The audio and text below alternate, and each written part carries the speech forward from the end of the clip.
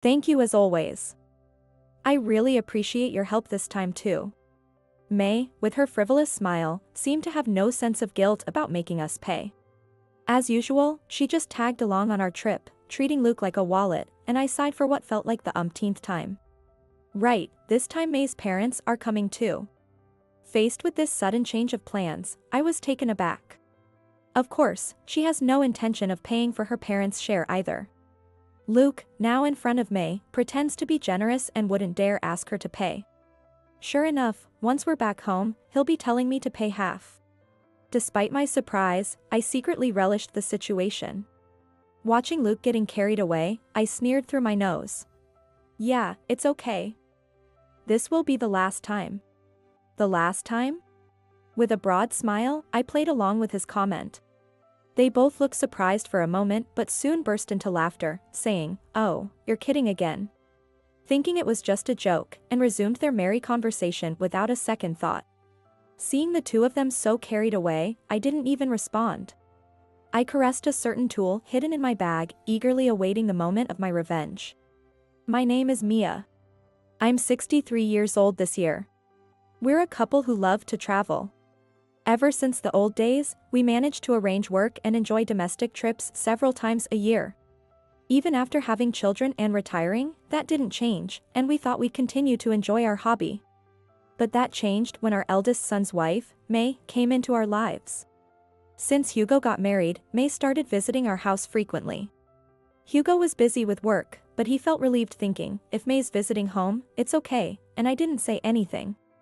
We, as a couple, were also delighted that someone of May's age, like a daughter to us, would come to visit. However, I started feeling uncomfortable with the way Luke, my husband, treated May. Thanks for always treating us to dinner. It's fine. There's a sense of purpose in cooking when you comes over. Yeah, exactly. Cooking is about the only hobby Mia has. She's genuinely happy when you visit. Luke, while talking to May, often began to make comments that belittled me. Comparing May and me, who have a mother-daughter age gap, he would praise her, saying, "May, you have such beautiful skin." Or, "You should take a cue from her beauty consciousness," constantly putting her on a pedestal and putting me down.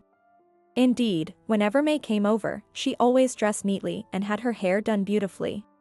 But being compared to someone so much younger was troubling for both May and me. With alcohol involved, Luke only made pleasant remarks. "Can you stop? You're making her uncomfortable, aren't you? What's wrong? What's wrong with saying the truth? Are you jealous of a beautiful young lady? There's no way I would be, what are you talking about? Then don't complain." Sorry, May. Unlike you, my wife gets easily irritable because of her age. Luke said this with a laugh, unrepentant as I sighed. Since we didn't have a daughter, when someone as lovely as May came into our son's life as his wife, Luke was overjoyed. But lately, Luke's behavior seemed to be going too far. Not only did he demean me, but he also paid excessive attention to May, clearly smitten. I thought it was some kind of joke, but I haven't forgotten the words Luke carelessly let slip. "You have been so kind, it's really been a big help.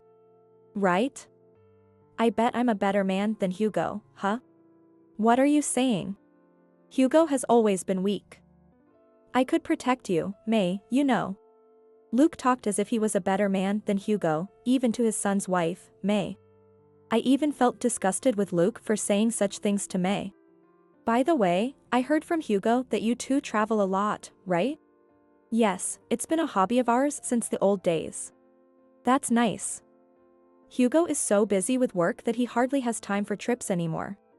While frowning slightly, May kept a constant smile as she turned her gaze towards Luke. I could easily guess what Luke would say next, and the look on May's face, as if she anticipated it, gave me chills. "Really? Then why don't we go on the next trip together?" "Really? Are you sure? I feel a bit bad about it." Luke brightened up and smirked at May as he said this. It was clear he had no intention of considering my opinion from the start. And May, for her part, did not show any signs of hesitation even as she claimed to feel bad. She glanced at me while holding her cheeks with both hands. "But I don't really have any money to spend freely." "Don't worry, we invited you, so we'll cover it." right? Ah, yeah, sure. Luke looked at me for agreement and I was bewildered by it as May took his hand with a triumphant smile, expressing her thanks joyfully. It might be my imagination, but May definitely narrowed her eyes at me and grinned smugly. We're planning to go at the beginning of next month, so get ready. Okay. I understand, thank you. Eventually, the two of them got excited, completely ignoring me, and all I could do was watch them with a cold eye. So?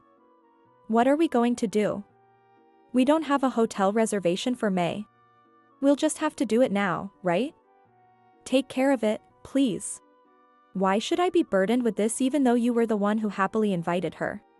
Why are you so cold when May says she's coming? After May left, I mentioned that we only had reservations for the two of us, and Luke responded in a baffled tone. Despite his grand claims to be kind to May, Luke didn't bother to make the hotel reservations or even the theater tickets he had planned. Moreover, he even hesitated to cover those expenses, despite bragging so much before. And yet, he made an unsettling joke, May can even sleep in my room if she wants, leaving me with nothing but frustration. This discomfort naturally continued during the trip. Throughout the trip, Luke was entirely focused on keeping May happy. If May said she wasn't interested in the theater, he wasted the tickets we had prepared and forced us to change our plans. Without reproaching May, Luke flirted with her while smitten, which was quite disheartening to witness. Hey, May. I hate to say this since you've come all this way, but it's troubling for us if you disrupt our travel plans. Oh. Right. I'm sorry. I got carried away because Luke is so kind. It's okay. I'm happier when you rely on me. No matter what I said, May would make eye contact with Luke, and Luke would strangely blame me instead. It was clear that May knew Luke was on her side and often made statements as if she was manipulating him. And no matter what I said, Luke would retort, "What's wrong with doting on our daughter? I'm sorry, I always seem to be having fun. I'm really just in the way, aren't I?" Not at all. I have a lot of fun when you're here, May. In fact, my wife is more of a nuisance with all her complaints. Are you serious? Once May got a taste for it, she would come to our house as if timed to our travels and naturally join us, as if it were expected. Perhaps Luke had already invited May to join the trip. And I wasn't even informed about such arrangements. Yet, the additional travel expenses caused by May were mostly left to me to handle. During the trip, May always left the payment to Luke, not even bothering to open her purse. In fact, she didn't even bring a purse. This is cute. I want it as a souvenir. Sure, I'll pay for it. Let's go buy it. Really? Thank you so much. May's extra expenses kept increasing because Luke wanted to impress her, stepping forward every time. Luke always claims he's just responding to May's requests as his excuse to be even more reluctant about giving me money afterward. What was supposed to be an enjoyable trip ended up being ruined by unnecessary expenses, and my frustration grew more and more. If these kinds of trips continued, my irritation would only accumulate. Since talking to them directly resolved nothing, I couldn't help but bring up May's behavior directly to Hugo. However, the response I got from Hugo was worse than I expected. Hey, Hugo, May has been tagging along on all our trips for a while now. Can you do something about it? Well, I heard from May that he's the one who's been happily inviting her along. It's those two making decisions on their own that's the problem. She doesn't pay anything either. Wait a second, that doesn't sound right. I heard that May is actually contributing her own money. It seems Hugo has been misled by May to believe a narrative far from the truth. Luke has been forcefully inviting her on trips, and according to what Hugo believes, she's been paying her own way. Of course, I've never received a penny from May, and given Luke's character, it's unlikely he's taking any money from her either. Yet, Hugo seems to think I'm making up these stories just to spite May. It's not a joke. If you think I'm just making this up, then it's better if she doesn't come anymore. May is trying hard to get along with you guys. You don't need to speak to her like that. How can I get along with someone who fabricates lies and tries to frame people as villains? I explained the facts to Hugo, but I had no concrete proof that May wasn't paying for the trips. Hugo seemed to be struggling with whom to trust. Later, Hugo said he talked to May again, and she insisted, "I am paying my own way." Despite paying, she went to Hugo crying, claiming it was slanderous for me to say she hadn't paid, and that she felt disliked. Hugo, seemingly siding with May, sighed over the phone. Faced with Hugo's doubts, I was at my wit's end. May never takes out her purse when we go on trips. She says she doesn't have her own money because she's not working. But she's saying she's paying, you know. If that's the case, then she's tagging along on your earnings, right? If she really is paying, then calculate exactly how much she has contributed. In a situation with no allies, my tone harshened as I rebuked Hugo. I was at my limit with May's shameful attitude and Luke, who was continuously infatuated with her. To get evidence and win Hugo's trust, I decided to exact revenge on the two. And on the next trip, May came along as usual.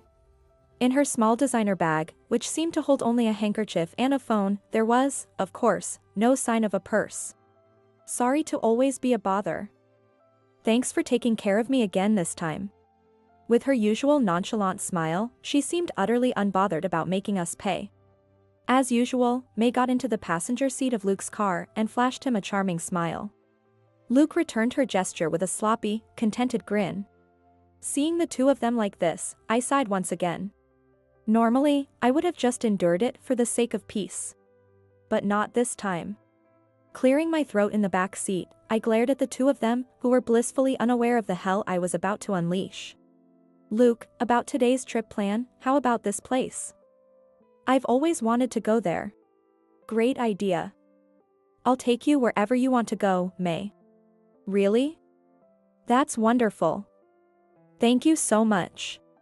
Despite not bringing a single dime, May was fully prepared with research on places she wanted to visit.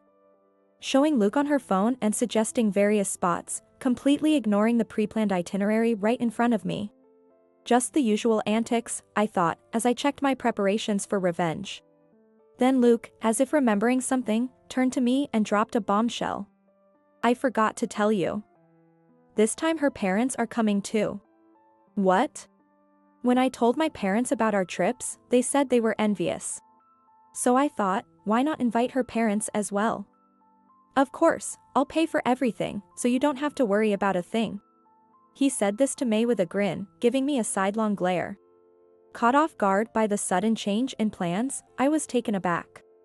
May clearly had no intention of paying for her parents' share, and Luke was not about to bring it up in front of her, pretending to be generous. Sure enough, once we're back home, Luke will demand that I pay half. Caught off guard by this conversation, I couldn't help but smirk, thinking it could work to my advantage. "That works out nicely," I said with a laugh. When I said this, Luke grinned mischievously at me. Right, he cheered, restarting the car and even humming a tune. Perhaps he misunderstood and thought he could impress May's parents with my approval. Or maybe he thought my agreement meant I was willing to contribute financially. Watching a cheerful Luke, I snorted in amusement. "Thanks so much, Mia." "No worries. This is the last time anyway." "Last time?" I nodded with a broad smile. They both looked surprised for a moment but soon burst into laughter, saying, "Oh, you're kidding again." Dismissing my words as a joke. "After all, you are our precious daughter, we'll surely go on trips together in the future, right?" "Of course. So let's keep this good relationship going, okay, Mia?" The two were getting carried away, but I didn't respond, just kept smiling. Considering what's coming for them, I could tolerate everything for now. In the evening, we arrived at the hotel and met up with May's parents, all of us being escorted to our rooms. As usual, May and Luke claimed they'd rest in their separate rooms. Of course, they were in different rooms. But I knew exactly what they were up to when they said this. "So, I'll just have a drink with May's parents." "Sure, take your time." I arranged for them to be alone on purpose, and as they said, "Enjoy your time," May waved at me with a grin. Her behavior, seemingly more convenient without me, solidified my suspicions. Anticipating they would slip up, I approached May's parents. "I have something I'd like you to see, if that's okay?" They looked puzzled as I quietly started my phone and showed them a video. "Wow. What a lovely room. Your room is nice too." "Really?" Then May, you can come over to this room. I started showing them the live footage from a camera I had set up in our room. May appeared in the room where Luke and I were staying, acting as if it were the most natural thing. Her parents, seeing the familiarity between the two, watched intently with puzzled expressions. Since I've been arranging hotels and trips for you, it wouldn't be too bad for just the two of us to go on a trip without Mia, right? That would be unfair to Mia, wouldn't it? But she's really mad at me for not contributing money, you know? Don't worry about it. I'll handle her. The flirty exchange between May and a pleased Luke was continuously displayed on the screen.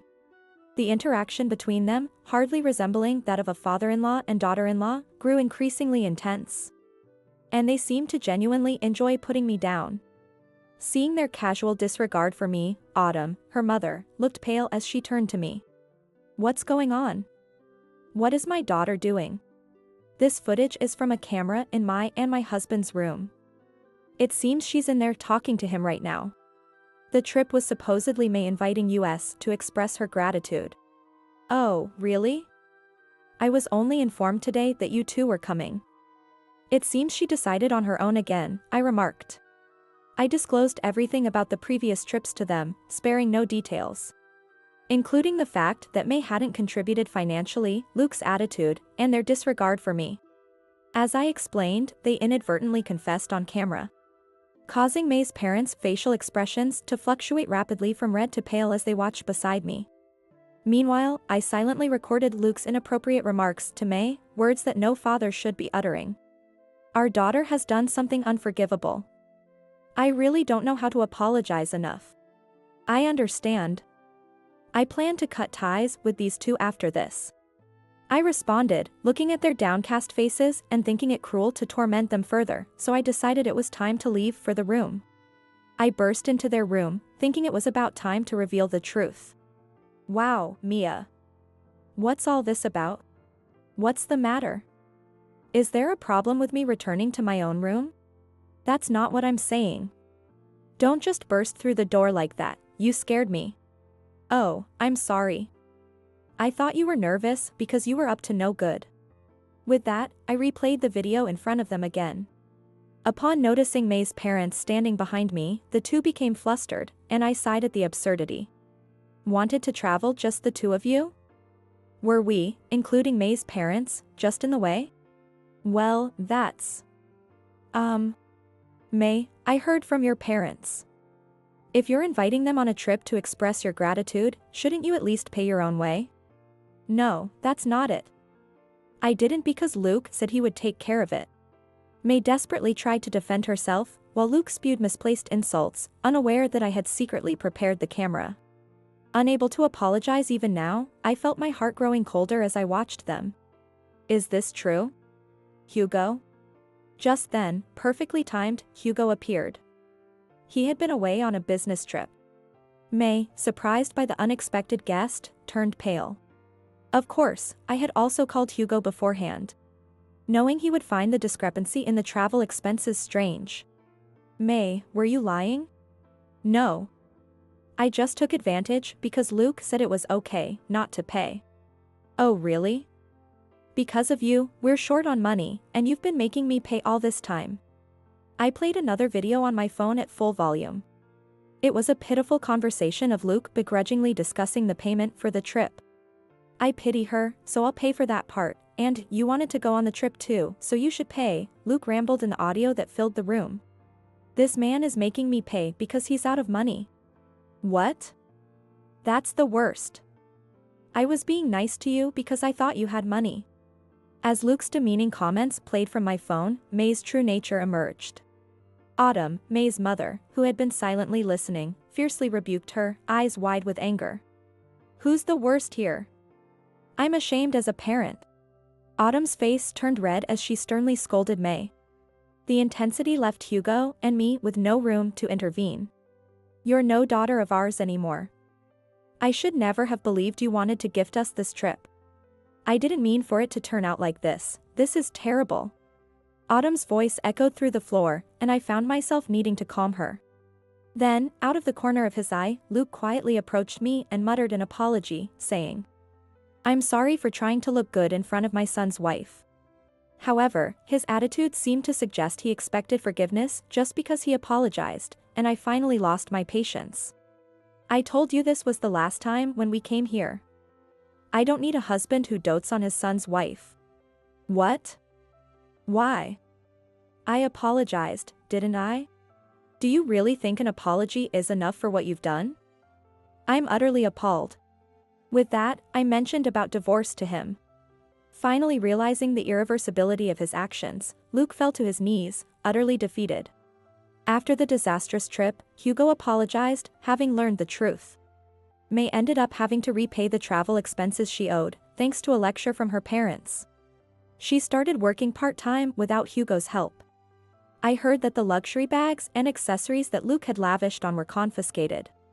Luke, for his part, went around saying that his divorce was caused by being fleeced by May, which led to yet another scene. I heard that Luke caused a scene by demanding May repay all the money he had splurged on her. Was Dad always like this? I only remember him getting along well with Mom. Really? Now that I think about it, he was just a sloppy guy who shared my interest in traveling, I reflected. Disillusioned by Luke's lack of paternal dignity, Hugo shared such grievances with me. However, for me, it just reinforced that divorcing was the right decision. Luke, having nearly bankrupted himself by overindulging May, and I successfully finalized our divorce. And now I have kicked him out and am enjoying living on my own. After enduring so much, I am finally planning trips to places I want to visit, without anyone to interfere this time.